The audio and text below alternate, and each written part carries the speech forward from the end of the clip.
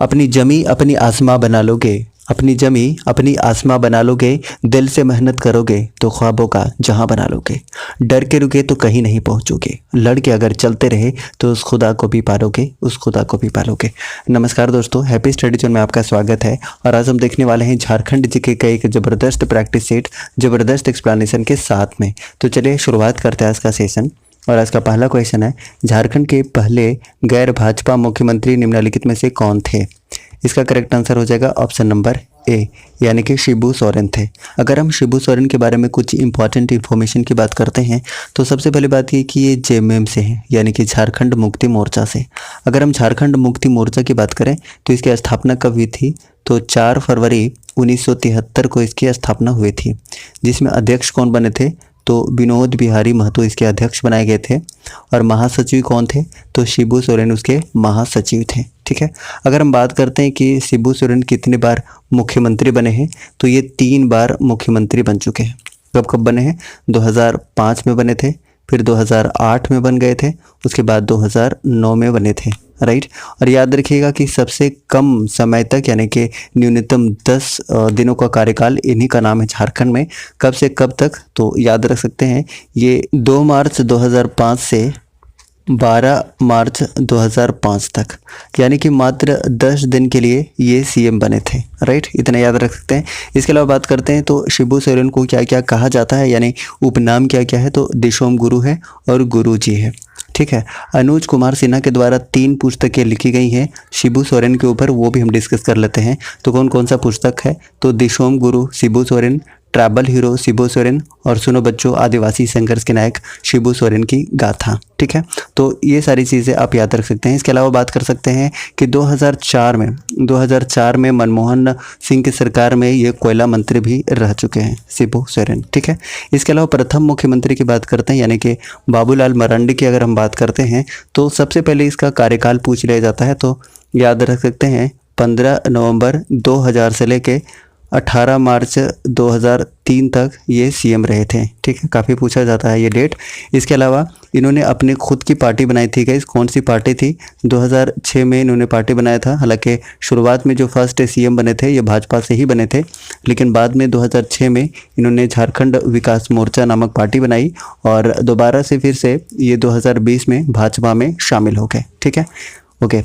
उसके बाद हम बात करते हैं अर्जुन मुंडा की। अगर अर्जुन मुंडा की बात करें तो ये दूसरे सीएम बने थे और भाजपा से बने थे। इनका कार्यकाल, पहला कार्यकाल काफ़ी इंपॉर्टेंट है क्योंकि एग्जाम में पूछा हुआ है, तो याद रख सकते हैं 18 मार्च 2003 से 2 मार्च 2005 तक ये सीएम रहे थे। ठीक है। और ये 3 बार सीएम रह चुके हैं, 3 बार। ठीक है। कब कब रहे हैं? तो 2005 से 2006। ठीक है। उसके बाद 2010 से 2013 और शुरुआत में हमने बताया था कि 2003 से 2005, यानी कि 3 बार ये सीएम रह चुके हैं। राइट। इसके अलावा बात करते हैं तो अभी वर्तमान इनका निर्वाचन क्षेत्र कौन सा है? तो खूंटी अभी वर्तमान इनका निर्वाचन क्षेत्र है। ठीक है। और बात करते हैं तो अभी वर्तमान में ये केंद्र में जनजाति मामले के कैबिनेट मंत्री हैं और भारतीय तीरंदाजी और झारखंड तीरंदाजी संघ के अध्यक्ष भी हैं। ठीक है। इसके अलावा अगर हम बात करते हैं मधु कोड़ा की बात करते हैं तो इनका कार्यकाल क्या था? तो 2006 से 2008 तक। और झारखंड के प्रथम निर्दलीय सीएम कौन थे? तो ये मधु कोड़ा का ही नाम आता है और कई बार यहाँ से क्वेश्चन पूछा गया है। टोटल 6 लोग मुख्यमंत्री बन चुके हैं गाइस, अगर हम व्यक्ति वाइज बात करते हैं। और क्रम वाइज बात करते हैं तो टोटल 11 मुख्यमंत्री बन चुके हैं। राइट। अच्छा, उसके बाद हम रघुवर दास के बारे में भी थोड़ा सा डिस्कस कर लेते हैं क्योंकि यहाँ से भी क्वेश्चन आपको देखने को मिल जाता है। तो इन्होंने सबसे पहले 5 साल का कार्यकाल पूरा किया था, 2014 से 2019 तक ये सीएम रहे हैं। ठीक है, इतना याद रख सकते हैं। इसके अलावा बात करिएगा तो बाबूलाल मरांडी की सरकार में ये श्रम मंत्री भी रह चुके हैं। ठीक है, काफ़ी इंपॉर्टेंट है। और झारखंड के प्रथम गैर आदिवासी मुख्यमंत्री भी कौन है? तो ये रघुवर दास बने हैं। ठीक है। अब थोड़ा सा हम बात कर लेते हैं हेमंत सोरेन के बारे में। अगर हम हेमंत सोरेन की बात करें तो ये 11वें नंबर के मुख्यमंत्री हैं और ये दूसरी बार बने हैं। पहले बार कब बने थे? 13 जुलाई 2013 से 13 दिसंबर 2014 तक ये रहे थे। उसके बाद 2019 में ये दोबारा से दूसरी बार मुख्यमंत्री बने हैं झारखंड के। ठीक है। इसके अलावा बात करते हैं तो 2009 में ये राज्यसभा के सदस्य भी रह चुके हैं और 2019 में इनको एक अवार्ड भी मिला है, चैंपियन ऑफ चेंज अवार्ड। ठीक है। हालांकि हम बात करते हैं हेमंत सोरेन की तो 2 जगह से इन्होंने जीत दर्ज की थी, एक बरहेट से और एक दुमका से। हालांकि बाद में इन्होंने दुमका विधानसभा क्षेत्र से इस्तीफा दे दिया था। और उपचुनाव में कौन जीत दर्ज किया है तो याद रख सकते हैं बसंत सोरेन ने यहाँ पर जीत दर्ज की है, काफ़ी महत्वपूर्ण है। तो क्वेश्चन नंबर फर्स्ट का आंसर क्या हो गया गाइस, झारखंड के पहले गैर भाजपा मुख्यमंत्री निम्न में से कौन थे, तो इसका करेक्ट आंसर क्या हो जाएगा, ऑप्शन नंबर ए यानी कि शिबू सोरेन इसका बिल्कुल सही आंसर है। सो option number A is correct one. Next बात करते हैं क्वेश्चन नंबर 2 की। क्वेश्चन नंबर 2 है, इनमें से कौन सा पहला कार्यकाल है जिसमें अर्जुन मुंडा झारखंड के मुख्यमंत्री के रूप में कार्यरत रहे हैं। तो अभी थोड़ी देर पहले हमने बताया था, इसका आंसर क्या हो जाएगा, ऑप्शन नंबर ए इसका बिल्कुल सही आंसर हो जाएगा, यानी कि 18 मार्च 2003 से 2 मार्च 2005 तक। और अर्जुन मुंडा के बारे में हमने बताया कि दूसरे क्रम के मुख्यमंत्री बने थे, ठीक है। कब से कब तक बने थे, तो 18 मार्च 2003 से 2 मार्च 2005 तक, याद रख सकते हैं। और ये 3 बार सीएम रहे हैं, ये भी आपको याद रखना है, 2005 से 6, 2010 से 2013 और 18 मार्च 2003 से 2 मार्च 2005, याद रखिएगा। और वर्तमान निर्वाचन क्षेत्र अगर पूछ लिया जाए तो खूंटी है। और वर्तमान में अभी जनजातीय मामलों के कैबिनेट मंत्री हैं और भारतीय तीरंदाजी और झारखंड तीरंदाजी संघ के अध्यक्ष भी हैं, ठीक है। तो क्वेश्चन नंबर 2 का सही आंसर हो गया ऑप्शन नंबर ए, यानी कि 18 मार्च 2003 से 2 मार्च 2005, यानी ऑप्शन नंबर ए इसका बिल्कुल सही आंसर हो जाएगा। नेक्स्ट बात करते हैं क्वेश्चन नंबर 3 की। झारखंड राज्य में राज्यपाल कौन है, तो इसका करेक्ट आंसर क्या हो जाएगा, ऑप्शन नंबर बी हो जाएगा, यानी कि रमेश बैस हैं। और रमेश बैस किस राज्य से बिलोंग करते हैं, तो छत्तीसगढ़ स्टेट से बिलोंग करते हैं। और छत्तीसगढ़ में भी कहाँ पर, तो रायपुर से ये बिलोंग करते हैं, ठीक है। अगर हम बात करते हैं प्रथम, तो प्रथम सभी जानते हैं कि प्रभात कुमार थे, झारखंड के प्रथम राज्यपाल प्रभात कुमार थे, सभी को पता है। अब उसके बाद अगर हम बात करते हैं वेद प्रकाश की, तो काफ़ी इंपॉर्टेंट है गाइस। वेद प्रकाश के बारे में अगर हम बात करें तो ये चौथे राज्यपाल रह चुके हैं, ठीक है। और क्यों महत्वपूर्ण है, क्योंकि इनको पद्मश्री पुरस्कार मिल चुका है और पुलिस वीरता पुरस्कार भी इनको मिल चुका है। और इन्होंने एक पुस्तक भी लिखी थी जो काफ़ी इंपॉर्टेंट है गाइस, याद रखिएगा, uncivil war pathology of terrorism in India, काफ़ी महत्वपूर्ण है। इसके अलावा अगर हम बात करते हैं MOH फारूक की, तो सबसे पहले इनके कार्यकाल के बारे में हम बात कर लेते हैं। तो 2010 से 2011 इनका कार्यकाल था। और इम्पॉर्टेंट बात कि ये 3 बार पुदुचेरी के चीफ मिनिस्टर भी रह चुके हैं, तो काफ़ी इंपॉर्टेंट है। इसके अलावा अगर हम ऑप्शन नंबर ए की बात करते हैं, सैयद अहमद की बात करते हैं, तो इनका सबसे पहले कार्यकाल की बात करते हैं तो 2011 से 2015 तक रहे हैं, राइट। और इनका आत्मकथा काफ़ी इंपॉर्टेंट है, पगडंडी से शहर तक, काफ़ी महत्वपूर्ण है। उसके बाद अगर हम बात करें द्रौपदी मुर्मू की, तो द्रौपदी मुर्मू झारखंड की प्रथम महिला राज्यपाल बनी है, तो ये काफ़ी इंपॉर्टेंट है। और रमेश बैस से पहले द्रौपदी मुर्मू झारखंड के राज्यपाल थी, ठीक है। इतना सारा चीज़ आप याद रख सकते हैं क्वेश्चन नंबर 3 से। चलिए नेक्स्ट बात करते हैं क्वेश्चन नंबर 4 की। झारखंड के निम्नलिखित जिलों में से कौन सा लौह अयस्क भंडार का समृद्ध स्रोत है, करेक्ट आंसर हो जाएगा ऑप्शन नंबर डी, यानी कि पश्चिमी सिंहभूम इसका बिल्कुल सही आंसर हो जाएगा। और अगर हम बात करते हैं तो देश का 23% जो हेमेटाइट लौह अयस्क है वो अकेले झारखंड के पास है, ठीक है। उसके अलावा बात करते हैं तो झारखंड में पाए जाने वाले जो 99% लौह अयस्क है वो कौन सा है, तो हेमेटाइट प्रजाति की है, ये आप याद रख सकते हैं। इसके अलावा लौह अयस्क के उत्पादन में झारखंड का कौन सा स्थान है, तो उत्पादन में 3रा स्थान है, ठीक है, पूरे भारत में। और भंडारण की दृष्टि से अगर बात करते हैं तो भंडारण की दृष्टि से लौह अयस्क में झारखंड का देश में 2रा स्थान है, ठीक है। नोवा मुंडी का खान आपने जरूर नाम सुना होगा, तो नोवा मुंडी का खान जो है लौह अयस्क का खान है, जो कि एशिया का सबसे बड़ा खान है, काफ़ी महत्वपूर्ण और कई बार यहाँ से पूछा हुआ है। तो क्वेश्चन नंबर 4 का करेक्ट आंसर क्या हो गया, ऑप्शन नंबर डी इसका सही आंसर हो गया, यानी कि पश्चिमी Singhbhum is correct one, option number D. चलिए नेक्स्ट बात करते हैं क्वेश्चन नंबर 5 की। 5 नंबर क्वेश्चन है, Santhal Pargana industrial area development authority Dumka यानी कि स्पैडा का क्षेत्र निम्नलिखित कमिश्नर से किस क्षेत्र तक ही सीमित है, करेक्ट आंसर हो जाएगा ऑप्शन नंबर डी, यानी कि संथाल परगना कमिश्नर इसका बिल्कुल सही आंसर हो जाएगा। अब बात करते हैं झारखंड में औद्योगिक क्षेत्र विकास प्राधिकार की, तो टोटल 4 हैं। कौन कौन से आप जानते हैं 4 कौन कौन से हैं, तो रियाडा, आयाडा, बियाडा और स्पाइडा। ठीक है, कहाँ कहाँ पर है? रांची में है, बोकारो में है, आदित्यपुर में है और दुमका में है। ठीक है गाइस, तो ऑप्शन नंबर डी इसका बिल्कुल सही आंसर हो जाएगा। ठीक है, चलिए नेक्स्ट बात करते हैं क्वेश्चन नंबर 6 की। 6 नंबर क्वेश्चन है, स्वर्ण रेखा नदी हुंड्रू फॉल्स से कितनी ऊंचाई से गिरती है? काफ़ी महत्वपूर्ण प्रश्न ये भी। इसका आंसर हो जाएगा ऑप्शन नंबर ए, यानी कि 320 फीट ऊंचाई से गिरती है। अगर मीटर में हम बात कर लें तो याद रखिएगा 98 मीटर। अगर हम हुंड्रू फॉल्स की बात कर रहे हैं तो सबसे पहले बात ये कि ये किस नदी पर है, तो स्वर्ण रेखा नदी पर। स्वर्ण रेखा नदी पर। ठीक है, कहाँ से निकलती है स्वर्ण रेखा नदी? तो नगड़ी रांची से निकलती है। ठीक है, याद रख लीजिएगा। उसके बाद अगर हम बात कर रहे हैं तो स्वर्ण रेखा नदी एकमात्र नदी है जो स्वतंत्र रूप से बंगाल की खाड़ी में गिरती है। ये काफ़ी महत्वपूर्ण है। अगर बात करते हैं झारखंड की सबसे ऊंची जलप्रपात कौन सी है, तो याद रखिएगा ये बूढ़ाघाघ या लोधघाघ जलप्रपात इसी को कहा जाता है। कहाँ पर है? लातेहार में। कौन सी नदी के किनारे स्थित है? तो याद रखिएगा ये कोयल नदी के किनारे, उत्तरी कोयल नदी का एक सहायक नदी है गाइस, बूढ़ाघाघ नदी, उसी पर स्थित है। कौन सा? तो बूढ़ाघाघ जलप्रपात, जो कि काफ़ी महत्वपूर्ण है। तो क्वेश्चन नंबर 6 का सही आंसर क्या हो गया कि स्वर्ण रेखा नदी पर स्थित हुंड्रू फॉल्स कितने ऊंचाई से गिरती है? तो इसका करेक्ट आंसर हो जाएगा ऑप्शन नंबर ए, यानी कि 320 फीट के ऊंचाई से गिरती है, यानी कि 98 मीटर की ऊंचाई से गिरती है। ऑप्शन नंबर ए इसका सही आंसर हो जाएगा। हालांकि आपको कहीं कहीं 321 भी देखने को मिल सकता है, 322 भी देखने को मिल सकता है, लेकिन जो बोर्ड ने आंसर माना है वो 320 माना है। मैं ये आंसर ले रहा हूँ किसका? दारोगा के नए सेट से। ठीक है, चलिए नेक्स्ट बात करते हैं क्वेश्चन नंबर 7 की। 2011 की जनगणना के अनुसार बोकारो जिले की लगभग आबादी क्या है, यानी कि इसका जनसंख्या क्या है? तो 7 का आंसर हो जाएगा ऑप्शन नंबर सी, यानी कि टोटल 20 लाख है लगभग अगर हम बात कर रहे हैं, लेकिन एग्जैक्ट अगर हम बात करें तो 20,62,330 इसका पूरा जनसंख्या, इसकी टोटल आबादी है। ठीक है, अगर हम बोकारो जिला के बारे में बात करते हैं तो इससे रिलेटेड जितने भी इन्फॉर्मेशन है सारी के सारे हम एक साथ डिस्कस करते हैं। तो सबसे पहले बात है कि बोकारो जिला कब बना था, तो याद रख सकते हैं 1 अप्रैल 1991 यानी कि 1991 में बोकारो जिला बना था। अनुमंडल की संख्या कितनी है बोकारो जिला में? तो टोटल 2 अनुमंडल है, एक तो चास आपको देखने को मिलेगा और दूसरा बोकारो है। ठीक है, प्रखंडों की संख्या की बात करें तो टोटल 9 प्रखंड है। राइट, अगर विधानसभा क्षेत्र की हम बात करते हैं तो टोटल विधानसभा क्षेत्र है 4। कौन कौन सा है? गोमिया है, बोकारो है, बेरमो है और चंदन क्यारी है। ये 4 विधानसभा क्षेत्र हैं बोकारो जिला में। उसके बाद बात करते हैं कुछ महत्वपूर्ण पर्यटन स्थल की। तो आपने नाम सुना होगा जवाहरलाल नेहरू पार्क, ये भी कहाँ पर है? तो बोकारो में है। इसके अलावा चंद्रपुरा पक्षी विहार भी है, तेनुघाट बांध भी है, मोहन आहूजा स्टेडियम भी कहाँ पर है? तो ये बोकारो में है।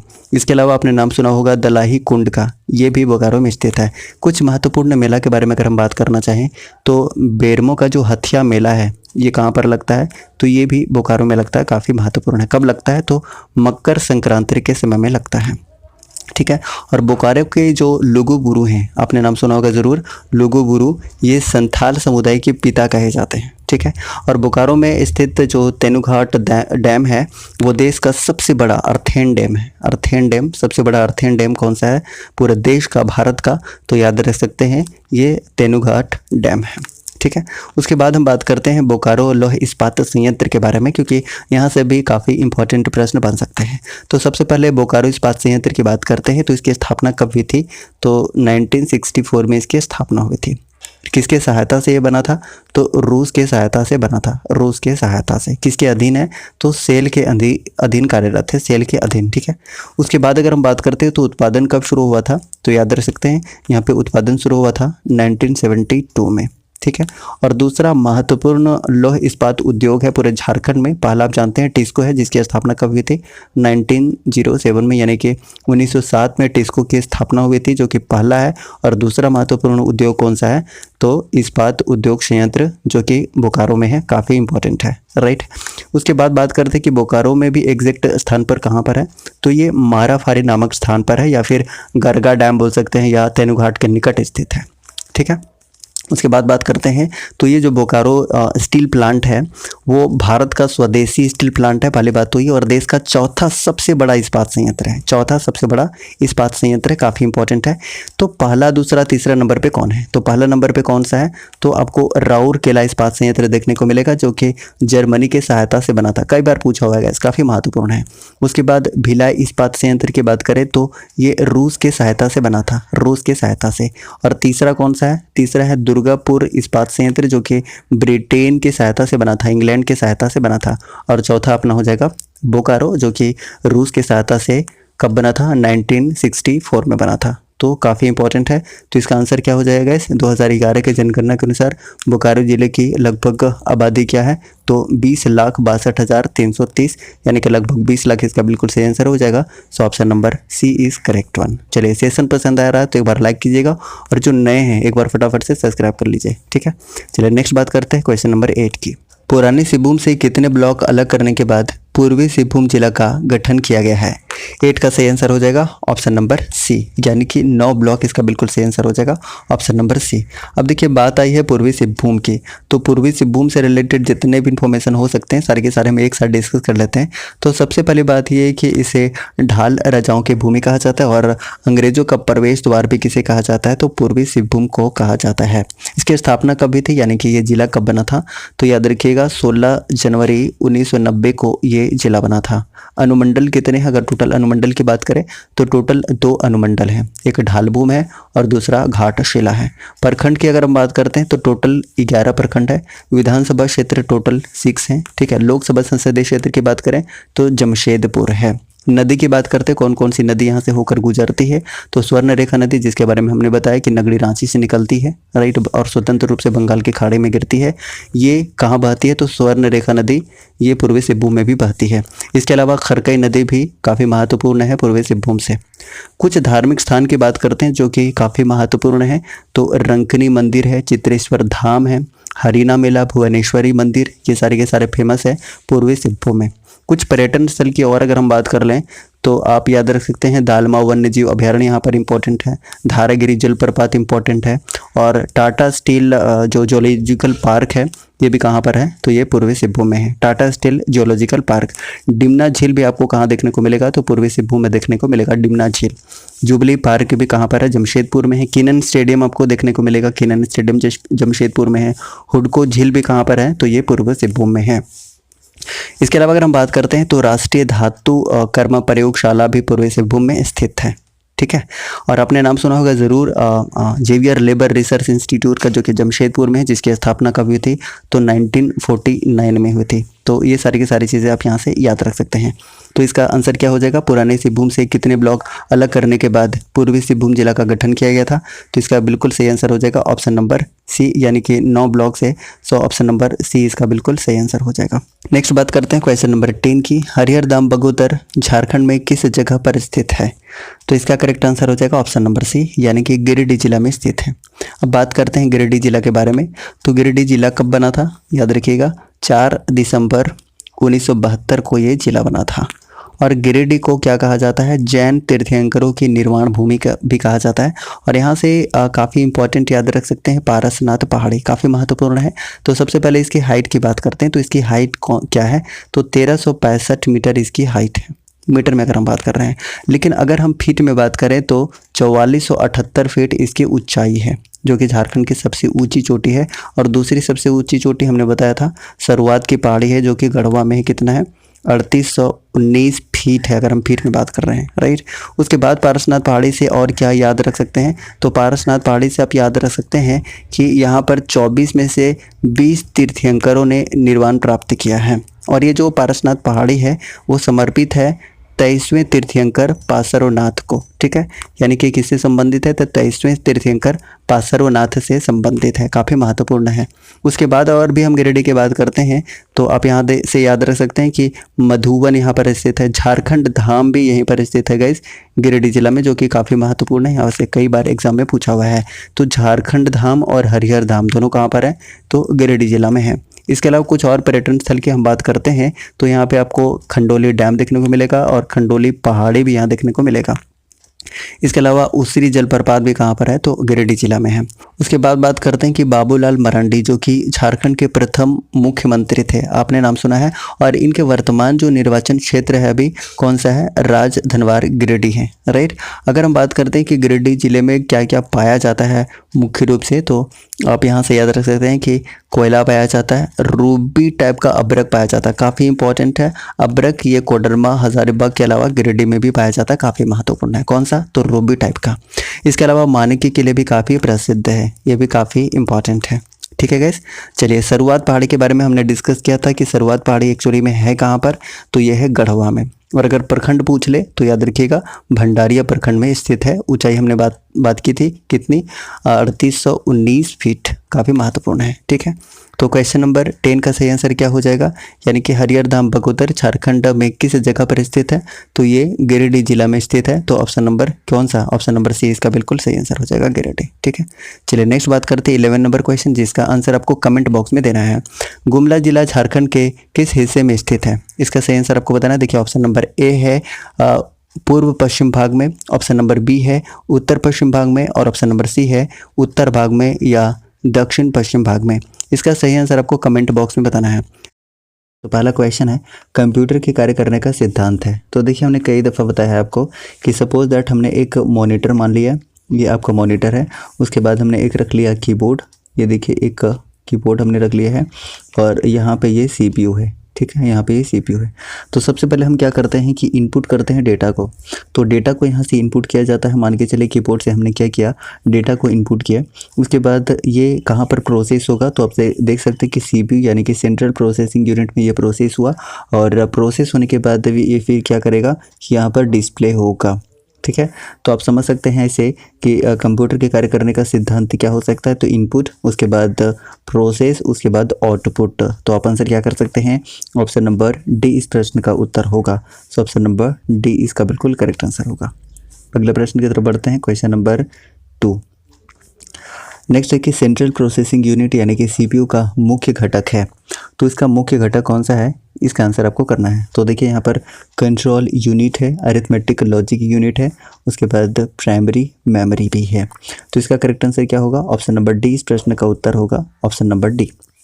नेक्स्ट बात करते हैं क्वेश्चन नंबर 3 की, ये भी काफ़ी इंपॉर्टेंट और इजी भी है। कंप्यूटर का मस्तिष्क कहलाता है, तो कंप्यूटर का मस्तिष्क क्या कहलाता है, तो सीपीयू कहलाता है। ये हम बहुत पहले से ही जानते रहे, और देखिए इस तरह के क्वेश्चन पूछ ले जाते हैं एग्जाम में भी। तो याद रखिएगा सेंट्रल प्रोसेसिंग यूनिट इस प्रश्न का बिल्कुल करेक्ट आंसर है। नेक्स्ट बात करते हैं, तो सीपीयू के क्या कार्य हैं, इसका कार्य क्या है ये आपको बताना है। तो देखिए पहला बात करते हैं, पहला ऑप्शन की इनपुट और आउटपुट डिवाइस को नियंत्रित करता है, बिल्कुल। उसके बाद डाटा को तत्कालीन रूप से स्टोर करना, बिल्कुल। उसके बाद निर्देशों को पढ़ना और आदेश देना, ये भी सही है। तो आप आंसर कर सकते हैं ऑप्शन नंबर डी, यानी ऑप्शन नंबर डी इस प्रश्न का बिल्कुल करेक्ट आंसर होगा। नेक्स्ट बात करते हैं क्वेश्चन नंबर 5 की। क्वेश्चन नंबर 5 है आपके सामने कि निम्नलिखित में से कौन सा उत्पाद पेंटियम ब्रांड नाम से बेचा जाता है। 5 का करेक्ट आंसर बताना है। तो करेक्ट आंसर क्या होगा, ऑप्शन नंबर डी इस प्रश्न का उत्तर होगा, यानी कि मैक्रो प्रोसेसर। मैक्रो प्रोसेसर बिल्कुल करेक्ट आंसर है। और देखिए मैक्रो प्रोसेसर नाम आते ही आपके दिमाग में आना चाहिए जनरेशन ऑफ कंप्यूटर। जैसे हमने कई दफ़ा बताया कि फर्स्ट जनरेशन कंप्यूटर में वैक्यूम ट्यूब यूज़ हुआ था, उसके बाद सेकेंड जनरेशन में क्या यूज़ हुआ था, तो ट्रांजिस्टर यूज़ हुआ था, थर्ड जनरेशन में इंटीग्रेटेड सर्किट यूज़ हुआ था, और फोर्थ जनरेशन में माइक्रो प्रोसेसर यूज़ हुआ था, और फिफ्थ जनरेशन जो भी करेंट में चल रहा है उसमें क्या है, तो ultra large scale integration chip जो कि फिफ्थ जनरेशन का है। इन सारी चीज़ों को आपको याद रखना है। अब देखिए फर्स्ट माइक्रो प्रोसेसर की बात करते हैं, तो सबसे पहले किसने तैयार किया था, तो इंटेल ने तैयार किया था 004004, आपको याद होना चाहिए, ये हमने पिछले वीडियो में भी बताया था। ठीक है, तो इसका आंसर क्या हो जाएगा, ऑप्शन नंबर डी इस प्रश्न का उत्तर होगा, यानी कि micro processor is correct one. चलिए नेक्स्ट बात करते हैं क्वेश्चन नंबर 6 की। कंप्यूटर के संदर्भ में ALU यानी कि अरिथमेटिक लॉजिक यूनिट का क्या तात्पर्य है, तो हमने बता ही दिया, हालांकि इसका आंसर क्या होगा, तो ऑप्शन नंबर बी इस प्रश्न का उत्तर होगा। तो अरिथमेटिक लॉजिक यूनिट इस प्रश्न का उत्तर होगा, ऑप्शन नंबर बी। ठीक है, और ये भी देखिए पूछा गया प्रश्न है, तो इंपॉर्टेंट मार्क कर सकते हैं। नेक्स्ट बात करते हैं क्वेश्चन नंबर 7 की। नेक्स्ट है कि कंप्यूटर में जाने वाला डेटा को कहते हैं, तो इससे क्या कहा जाता है, जो कंप्यूटर में डेटा जाता है उसे क्या कहा जाता है? तो अपन निश्चित रूप से आंसर क्या कर सकते हैं, इनपुट कहा जाता है, इनपुट कहा जाता है। और जो दिखता है प्रोसेस होने के बाद उसे आउटपुट कहा जाता है, ये हमने बात किया था। इनपुट डिवाइस जैसे कीबोर्ड है आपका इनपुट डिवाइस है, ठीक है। इस तरीके से बहुत सारे, कम से कम 5 इनपुट डिवाइस का नाम आप कमेंट बॉक्स में टाइप करिएगा, हमने कई दफ़ा आपको बताया है। नेक्स्ट बताइएगा क्वेश्चन नंबर 8 का सही आंसर क्या बनेगा? सीपीयू का कौन सा भाग आकलन करता है और निर्णय लेता है, इसका सही आंसर आपको बताना है। तो 8 का करेक्ट आंसर हो जाएगा ऑप्शन नंबर ए। ऑप्शन नंबर ए इस प्रश्न का उत्तर है, यानी कि अरिथमेटिक लॉजिक यूनिट इसका बिल्कुल करेक्ट आंसर हो जाएगा। जितने भी आप देख लीजिए कि जोड़ है, घटाव है, गुना है ना, भाग है, और कुछ और लॉजिकल कार्य जो है अरिथमेटिक लॉजिक यूनिट के प्रयोग से किया जाता है, ये आप याद रख सकते हैं, ठीक है। Addition, subtraction, multiplication and division, ये सारे के सारे अरिथमेटिक लॉजिक यूनिट्स है, तो आप याद रख सकते हैं। ऑप्शन नंबर ए इस प्रश्न का उत्तर बनेगा। जितने भी ए आंसर कर रहे हैं, ए इज करेक्ट वन। और देखिए ये भी पूछा गया प्रश्न है तो इंपॉर्टेंट है। नेक्स्ट बात करते हैं क्वेश्चन नंबर 9 की। 9 नंबर क्वेश्चन है कि एक इलेक्ट्रॉनिक डिवाइस जो डेटा को इन्फॉर्मेशन में बदलते हुए प्रोसेस करता है, क्या कहलाता है? तो आप इसका आंसर कर सकते हैं, प्रोसेसर नाम से ही पता चल रहा है ना। तो ऑप्शन नंबर ए इस प्रश्न का उत्तर होगा। जितने भी ए आंसर कर रहे हैं, A is correct one, option number A. Next बात करते हैं क्वेश्चन नंबर 10 की। 10 नंबर क्वेश्चन है कि कंप्यूटर का सबसे महत्वपूर्ण भाग है, तो सबसे महत्वपूर्ण भाग कौन सा होगा बताइए? तो सीपीयू होगा, सेंट्रल प्रोसेसिंग यूनिट होगा, ठीक है। अब जान रहे क्या होगा, सेंट्रल प्रोसेसिंग यूनिट होगा, ये आपको याद रखना है। नेक्स्ट बात करते हैं क्वेश्चन नंबर 12 की। सीपीयू का वह भाग जो कंप्यूटर के अन्य सभी उपकरणों की गतिविधियों को समन्वित यानी कि कोऑर्डिनेट और नियंत्रित करता है, कंट्रोल करता है, क्या कहलाता है? वेरी इंपॉर्टेंट, और इस प्रश्न का उत्तर आपको बताना है। तो 12 का करेक्ट आंसर हो जाएगा ऑप्शन नंबर बताइए C, control unit is correct one. Control unit बिल्कुल करेक्ट आंसर है। और देखिए बात करते हैं तो कंट्रोल यूनिट जो है ना, ये कंप्यूटर का नाड़ी तंत्र कहलाता है। याद रखिएगा क्या कहलाता है, कंप्यूटर का नाड़ी तंत्र कहलाता है। यह सिस्टम यूनिट से लगे सभी हार्डवेयर को नियंत्रित करता है और उनके बीच में क्या करता है, तालमेल स्थापित करता है। ये आप याद रख सकते हैं। तो इस प्रश्न का उत्तर आप क्या करेंगे, इस प्रश्न का उत्तर करेंगे ऑप्शन नंबर सी, यानी कि control unit is correct one, option number C. Next बात करते हैं क्वेश्चन नंबर 13 की। 13 नंबर क्वेश्चन है आपके सामने, सीपीयू का प्रमुख कार्य क्या है? ये बताइए सीपीयू का प्रमुख कार्य क्या है, इसका आंसर करना है। तो इसका आंसर क्या हो जाएगा? देखिए पहले ऑप्शन की बात करते हैं तो प्रोग्राम अनुदेशों का अमल करना। उसके बाद दूसरा ऑप्शन देखिए कि डाटा जानकारी भावी प्रयोग हेतु स्टोर करना। तीसरा है कि डाटा और जानकारी प्रोसेस करना। तो इसका आंसर है गाइस ए और सी। ए और सी इस प्रश्न का उत्तर है, तो ऑप्शन नंबर आप डी आंसर कर सकते हैं, D is correct one. Next बात करते हैं क्वेश्चन नंबर 14 की। इंपॉर्टेंट है, आंसर करेगा कि कंप्यूटर में सभी तार्किक यानी कि लॉजिकल तथा जो अंकगणितीय परिकलन है यानी कि जो अरिथमेटिक कैलकुलेशंस हैं किसके द्वारा किया जाता है, इसके बारे में बताना है। तो अभी हमने बात किया तो इसका जो है ना सेंट्रल प्रोसेसिंग यूनिट बिल्कुल करेक्ट आंसर होगा, यानी option number C again correct answer हो जाएगा, सेंट्रल प्रोसेसिंग यूनिट द्वारा, ठीक है, काफ़ी इंपॉर्टेंट है। नेक्स्ट बात करते हैं क्वेश्चन नंबर 15 की। 15 नंबर क्वेश्चन है कि बुनियादी कंप्यूटर प्रोसेसिंग चक्र में शामिल है, कौन सा शामिल है, इसका आंसर आपको बताना है। तो इसका आंसर क्या होगा, देखिए इनपुट होगा, बिल्कुल इनपुट पहले डाला जाता है। देखिए शुरुआत में हमने बताया था ना कि सपोज दैट मैंने एक क्या बना दिया है, कंप्यूटर बना दिया है, मॉनिटर बना दिया है, ये आपके पास कीबोर्ड रहा, ये कीबोर्ड रहा। उसके बाद हमने बनाया था कि एक ये क्या है, ये एक हमने सीपीयू मान लिया। तो सबसे पहले हम क्या करते हैं, यहाँ से इनपुट करते हैं, यहाँ पे ये प्रोसेस होता है। उसके बाद फाइनली हमें यहाँ पर क्या होता है कि इनपुट के रूप में, आउटपुट के रूप में जो भी इंस्ट्रक्शन हमने दिया था वो आउटपुट के रूप में हमें मॉनिटर में मिल जाता है। तो आप ऐसे समझिए कि सबसे पहले इनपुट होगा, फिर प्रोसेसिंग होगा, फिर क्या होगा, आउटपुट होगा। यानी ऑप्शन नंबर ए इस प्रश्न का बिल्कुल करेक्ट आंसर है। जितने भी ए आंसर कर रहे हैं, ए इस प्रश्न का बिल्कुल सही आंसर है। अगले प्रश्न की तरफ बढ़ते हैं। इंपॉर्टेंट है कि मदरबोर्ड पर सीपीयू तथा मदरबोर्ड पर लगे दूसरे पुर्जे को जोड़ता है, कौन जोड़ता है? 16 का सही आंसर आप कर सकते हैं। तो सिस्टम बस, सिस्टम बस आपको याद रखना है, काफ़ी इंपॉर्टेंट है सिस्टम बस। अब देखिए आपको एक चीज़ बताना है कि यूएसबी का और यूपीएस का दोनों का फुल फॉर्म क्या होता है, फटाफट से कमेंट बॉक्स में छाप दीजिएगा।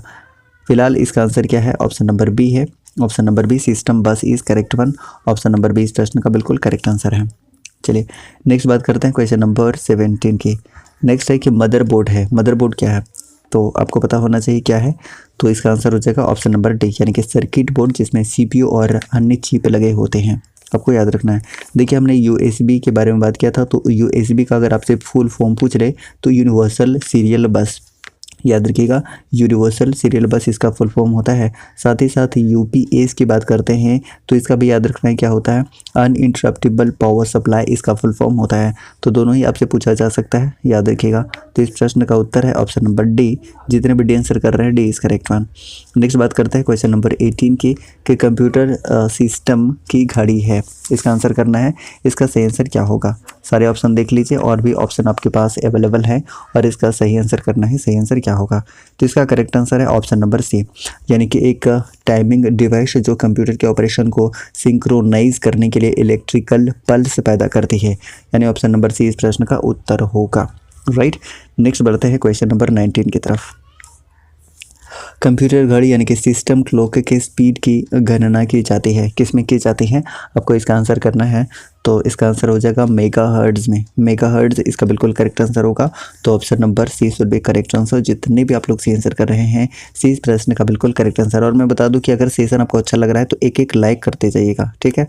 अगर आपको सेशन अच्छा लग रहा है तो एक एक लाइक करते जाइएगा। साथ ही साथ मैं बता दूं कि अगर आप इसका PDF चाहते हैं तो PDF के लिए आप टेलीग्राम ज्वाइन कीजिए, टेलीग्राम ज्वाइन कर लीजिएगा सभी कोई जो अभी तक नहीं किए हैं। तो टेलीग्राम ज्वाइन करने के लिए @हैप्पी स्टडी जोन सर्च करिएगा टेलीग्राम में जाकर, या फिर @ स्टडी विथ रामानंद, ये भी आप सर्च कर सकते हैं, वहाँ से आपको मिल जाएगा। या फिर देखिए कमेंट बॉक्स में, या फिर आप देख सकते हैं कि डिस्क्रिप्शन बॉक्स में क्या है कि आपका लिंक दिया हुआ है टेलीग्राम का, आप वहाँ से भी ज्वाइन कर सकते हैं। सारे के सारे PDF मिल जाते हैं। और आपको पता है ना कि हम मॉर्निंग में झारखंड टॉपिक वाइज कंप्लीट कर रहे हैं, जो कि बहुत ही शानदार सेशन है, तो आप उसे भी अटेंड किया करिए, ठीक है। और इसका भी लिंक आपको, सारे के सारे प्लेलिस्ट का लिंक आपको मिल जाएगा डिस्क्रिप्शन बॉक्स में, आप वहाँ से अवेल कर सकते हैं। तो इस प्रश्न का उत्तर क्या होगा कि सिस्टम क्लॉक के स्पीड की गणना की जाती है, किस में की जाती है, तो ऑप्शन नंबर सी होगा, यानी कि मेगाहर्ट्ज़ में। ये आपको याद रखना है। अगले प्रश्न का उत्तर करेगा, सही आंसर क्या बनेगा, सभी की तरफ से बिल्कुल करेक्ट आंसर आना चाहिए। सॉरी गाइस, इसका सही आंसर आना चाहिए, ये बता दीजिएगा। आपको आंसर करना है 20 का, सभी की तरफ से आना चाहिए। कि पर्सनल कंप्यूटर के मदरबोर्ड पर विभिन्न घटक इलेक्ट्रिकल कनेक्टिंग लाइनों से सेट से आपस में जुड़े रहते हैं, इन लाइनों को कहते हैं। तो इन लाइनों को क्या कहा जाता है, इसका आंसर बताना है 20 का। तो 20 का सही आंसर क्या बनेगा, 20 का करेक्ट आंसर बनेगा option number C, option number C. तो option number C is correct one, connectors is correct one. Connectors जितने भी आंसर कर रहे हैं, ऑप्शन नंबर सी इस प्रश्न का उत्तर होगा, कनेक्टर्स। राइट, चलिए नेक्स्ट बात करते हैं क्वेश्चन नंबर 21 की। बायोस का पूरा नाम क्या है, बायोस कई बार पूछा जाता है। देखिए UPS अभी हमने बता दिया, USB हमने बता दिया, HTML ये पूछा जाता है, HTTP पूछा जाता है, उसके बाद FPT पूछा जाता है, OCR पूछा जाता है, ठीक है। ये सारे के सारे आप कमेंट बॉक्स में करिएगा, तो सभी का फुल फॉर्म आप कमेंट बॉक्स में टाइप कीजिएगा, जिनको भी पता है। जिनको नहीं पता है नेक्स्ट वीडियो में मैं आपको अपडेट करूंगा। तो बेसिक इनपुट आउटपुट सिस्टम इसका फुल फॉर्म होता है, बेसिक इनपुट आउटपुट सिस्टम, याद रखिएगा, आपको इन सारी चीज़ों को याद रखना है। तो 21 का करेक्ट आंसर क्या है, ऑप्शन नंबर सी आपको देखने को मिल रहा है, यानी कि बेसिक इनपुट आउटपुट सिस्टम। ये देखिए यहाँ पे इंग्लिश में भी लिखा हुआ है, तो ऑप्शन नंबर सी इस प्रश्न का उत्तर होगा, जितने भी सी आंसर कर रहे हैं। नेक्स्ट बात करते हैं रोम की, यानी कि रीड ओनली मेमोरीज का होता है। आप जानते हैं, बहुत पहले से जानते हैं, और आपको बताना है कि ये वॉलेटाइल है या नॉन वॉलेटाइल है। देखिए एक आपको रैम देखने को मिलता है, RAM, read access memory, random access memory, और उसके बाद रीड ओनली मेमोरी, ये आपको याद रखना है। तो जो रैंडम एक्सेस मेमोरी होता है ये वॉलेटाइल मेमोरी होता है, वॉलेटाइल मेमोरी कहते हैं इसको। और जो रोम होता है इसको नॉन वॉलेटाइल मेमोरी कहते हैं, ये आपको याद रखना, पूछा जा सकता है। तो 22 का करेक्ट आंसर क्या होगा, तो आप आसानी से बता सकते हैं कि रीड ओनली मेमोरी इसका बिल्कुल करेक्ट आंसर होगा। काफ़ी ईजी है वैसे। और देखिए ये पूछा गया प्रश्न है तो इग्नोर नहीं कर सकते हैं। फर्स्ट प्रोग्रामर, देखिए प्रोग्रामर की बात आई है ना, तो अगर आपसे पूछ दे कि first programmer of the world कौन है, यानी कि संसार के प्रथम प्रोग्रामर कौन है, तो हमने बताया था कि देखिए सबसे पहले याद ये रखिए कि चार्ल्स बेबेज ने 1842 में क्या किया था, एक एनालिटिकल इंजन का आविष्कार किया था, एनालिटिकल इंजन का आविष्कार किया था। और इसमें सबसे पहले प्रोग्राम डाला था लेडी अड्डा ने, ठीक है, याद रखिएगा, लेडी अड्डा अगस्ता के द्वारा किया गया था, इस पे प्रोग्राम डाला गया था। इसलिए लेडी अगस्ता को क्या कहा जाता है, first programmer of the world कहा जाता है। ये देखिए प्रोग्रामर यहाँ पे शब्द आ गया था, वर्ड आ गया था, इसलिए मैंने बता दिया। ठीक है, option number C should be correct answer. जितने भी सी आंसर कर रहे हैं सी इस प्रश्न का बिल्कुल करेक्ट आंसर होगा। नेक्स्ट बात करते हैं क्वेश्चन नंबर 23। ये काफ़ी इंपॉर्टेंट है कि कंप्यूटर प्रणाली का आधार कौन सी संख्या प्रणाली है। इसका आंसर करना है 23 का सही आंसर क्या होगा। 23 का आंसर क्या होगा, तो ऑप्शन नंबर डी हो जाएगा, डी। ठीक है, द्विधारी पद्धति यानी कि बाइनरी सिस्टम है, ये आपका बिल्कुल करेक्ट आंसर होगा, ऑप्शन नंबर डी। तो डी जितने भी आंसर कर रहे हैं D is correct one, option number D. ठीक है, ऑप्शन नंबर डी इस प्रश्न का उत्तर होगा। साथ ही साथ एक प्रश्न का उत्तर आपको करना है, आपको डेसिमल से बाइनरी में चेंज करना है। ठीक है, हमने बताया हुआ है डेसिमल से बाइनरी में आपको कन्वर्ट करना है। एक मैं बता देता हूँ, उसके बाद आपको क्या करना है कि होमवर्क बना के लाना है। सपोज दैट हमने डेसिमल में आपको दे दिया, कितना दे दिया, मैंने 12 दे दिया, जो कि आपका डेसिमल में है। ठीक है, और इसको कन्वर्ट करना है बाइनरी में और बताना है कि इसका करेक्ट आंसर क्या होगा। तो एक बार मैं बता देता हूँ, उसके बाद आपको मैं कुछ होमवर्क दे दूंगा जिसका आंसर आपको कमेंट बॉक्स में देना होगा। देखिए इसमें करने क्या रहता है कि आपके पास 12 है ना, 12 दिया हुआ है। हमने बताया था, क्या बताया था कि डबल करते चले जाना, यानी कि 1 2 4 8 ऐसे करके आगे बढ़ते जाना आपको। मेरे पास नंबर कितना है, तो देखिए 12 है आपके पास, यानी कि 12 बनाना है यहाँ पर जो नंबर दिए हुए हैं। तो देखिए हम 12 किसका किसका यूज़ करके बना सकते हैं, तो आप कहेंगे कि 8 और 4 का यूज़ करके आप 12 बना सकते हैं। ठीक है, तो जिस नंबर का हमने यूज़ किया है, यानी कि 8 और 4 का यूज़ किया है 12 बनाने के लिए, तो जिस भी नंबर का हम यूज़ करते हैं उसके नीचे 1 1 लिखते हैं, और जिसका हम यूज़ नहीं करते हैं उसके नीचे 0 0 लिखते हैं। यानी कि इसका अगर हम बाइनरी की बात करते हैं तो 1 1 0 0, इसका बेस 2, ये क्या होगा, बाइनरी में हो जाएगा। चलिए हमने बता दिया है। कुछ होमवर्क आपको मैं दे देता हूँ जिसका आंसर आपको कमेंट बॉक्स में देना है, सिर्फ एक ही मैं दूंगा। ठीक है, आपको इसका कमेंट बॉक्स में आंसर बिल्कुल से देना है, सभी को देना है, जितने भी देख रहे हैं सभी के सभी कमेंट करिए। ठीक है, ताकि मुझे पता लगा कि आप इंजॉय कर रहे हैं सेशन को। मैंने दे दिया है 45, ये आपका डेसिमल में है। ठीक है, और आपको बाइनरी में बताना है कि इसका आंसर क्या होगा। गाइस अगर आपको सेशन अच्छा लगा है तो प्लीज़ लाइक कीजिए। ठीक है, और चैनल पर नए हैं तो चैनल को सब्सक्राइब कर लीजिएगा। और टेलीग्राम की हमने बताया कि @happystudyzone सर्च कर सकते हैं, या डिस्क्रिप्शन बॉक्स में या कमेंट बॉक्स में भी पिन किया हुआ है, आप वहाँ से ज्वाइन कर लीजिएगा। ठीक है, चलिए आज लेते हैं विदा, मिलते हैं नेक्स्ट क्लास में। जय हिंद।